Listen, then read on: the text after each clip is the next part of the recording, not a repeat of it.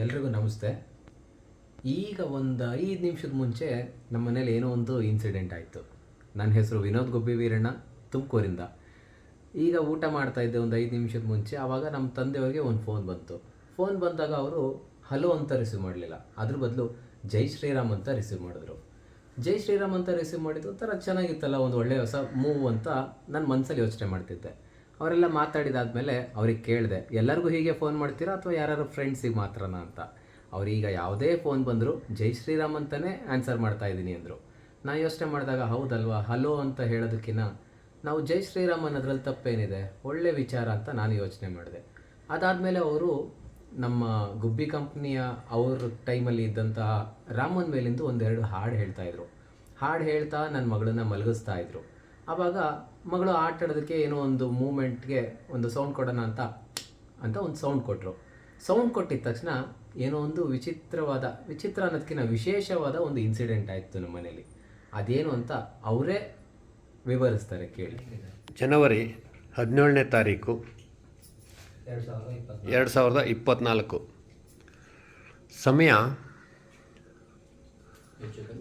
ರಾತ್ರಿ 10:15. ಈ ಸಮಯದಲ್ಲಿ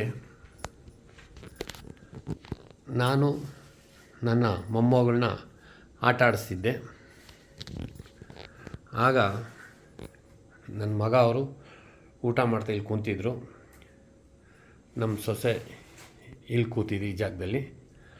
ನನ್ನ ಪಾಪುನ ಎತ್ಕೊಂಡು ಅಂದೆ. ನಮ್ಮ ಸೊಸೆ ಏನೋ ಬಿತ್ತು ಅಂತಂದರು. ನೋಡಿದ್ರೆ ಈ ಹೂವು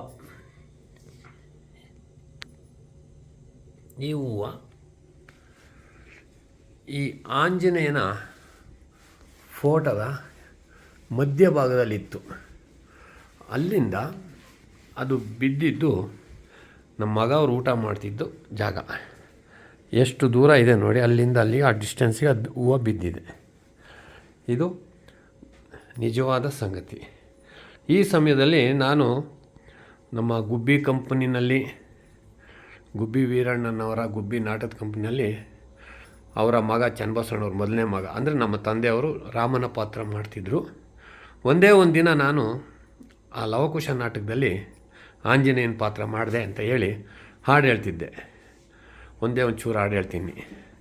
ರಘುವರ ರಾಮ ಪ್ರಭು ಘನಶ್ಯಾಮ ಇನಕುಲ ಸೋಮ ಕೋದಂಡರಾಮ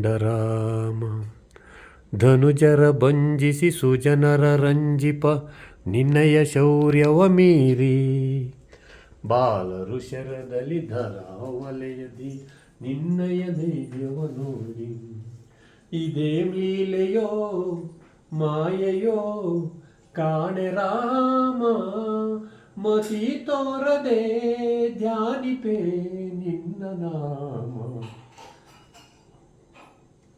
ಈಗ ಆಡ್ತಿದ್ದಾಗ ಆ ಹೂವು ಬಿದ್ದು ತುಂಬ ಆಶ್ಚರ್ಯ ಆಯಿತು. ಇದನ್ನೆಲ್ಲರೂ ತಿಳಿಸ್ಬೇಕು ಅನ್ನೋಕ್ಕೋಸ್ಕರ ನಾವು ಇಷ್ಟೊತ್ತಿನಲ್ಲಿ ಈ ವಿಡಿಯೋ ಮಾಡಿದ್ದೀನಿ.